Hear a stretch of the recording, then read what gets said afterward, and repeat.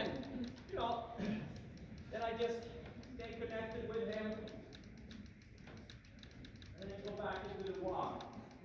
So my position is that if I put the whip out here, I am behind the tail. That's my biggest important position to have. So as he turns and stuff, I continue to put myself back into this position that if I put the whip out, I am behind the tail. Then it's about my other body position. Is if I go towards his haunch, I'm sitting deeper with my right seat bone. If I go towards the shoulder, or send my energy towards the shoulder, I don't want to walk up towards the shoulder because then I'm in a danger zone. But if I send the energy, like right now I'm sending the energy to the shoulder, but I'm not getting up by the shoulder, then that's how I'm sitting deeper with my left seat bone. The whip is my legs. So when it's from behind here, it's a driving leg and driving the seat. If I flip the whip forward, up towards his shoulder, then it's like a pushing leg from the inside to push the horse away from me. So whether that's like eventually down the road, it's like a leg yield, or if it is that I need to move the shoulder a little bit out towards a bigger, octagon or bigger circle or whatever pattern that I'm on, then I can do that. That is like this. If I flip the whip forward like this, and it is a pushing leg.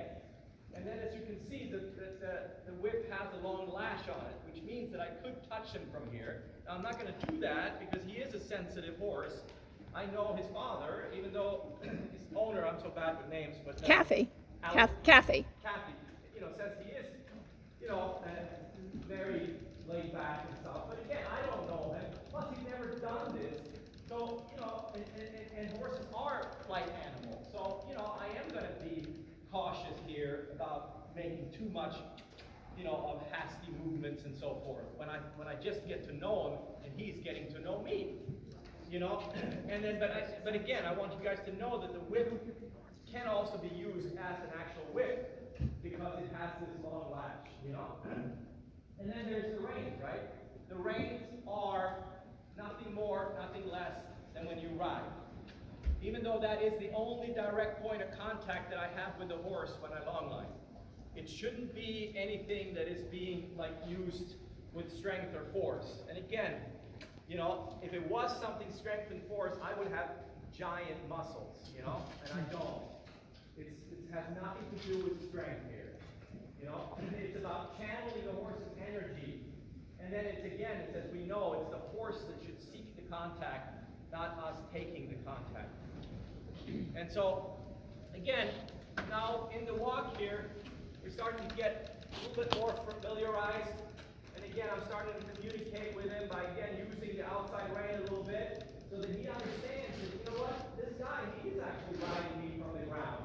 He has control of my shoulders, and he can direct me where I should go, and that's the fact, because that's what the position that we should take is that role of the leader, because horses are herd animals.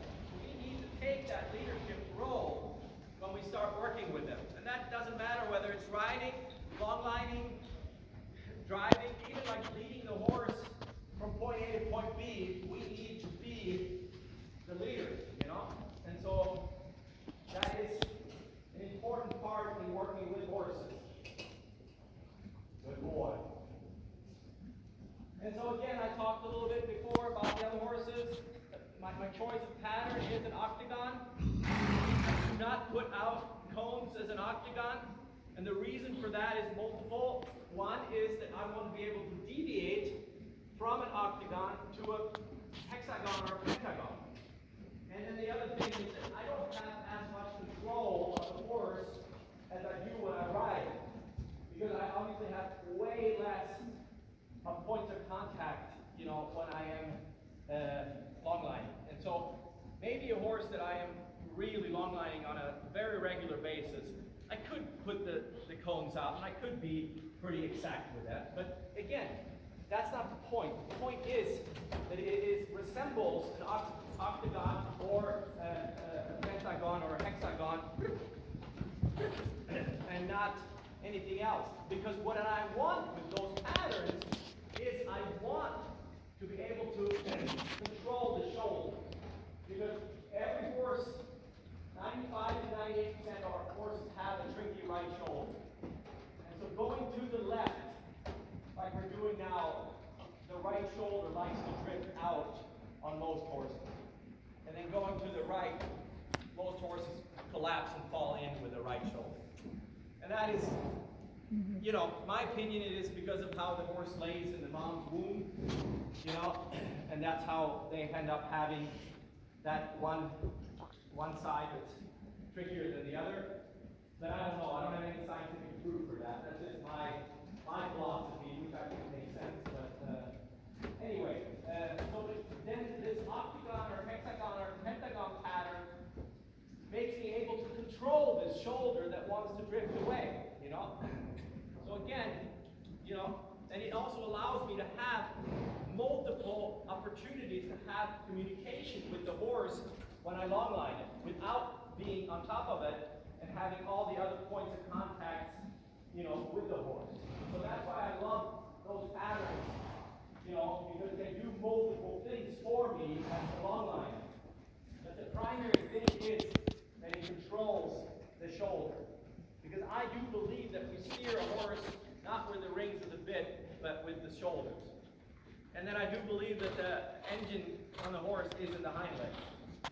And so again, that alignment from the wither to the tail is important to be able to get the energy from the engine to come through to the steering.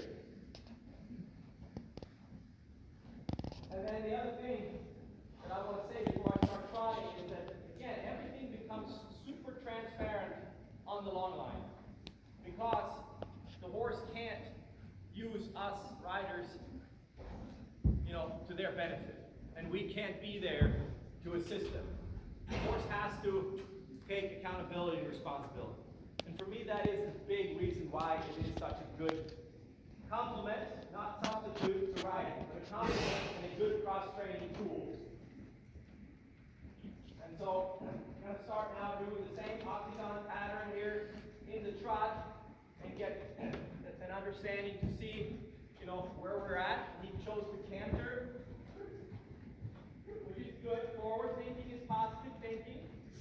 I just don't want it to go too fast and run it, because again, one of the evasions, horses have three evasions: crookedness, speed, and inversion.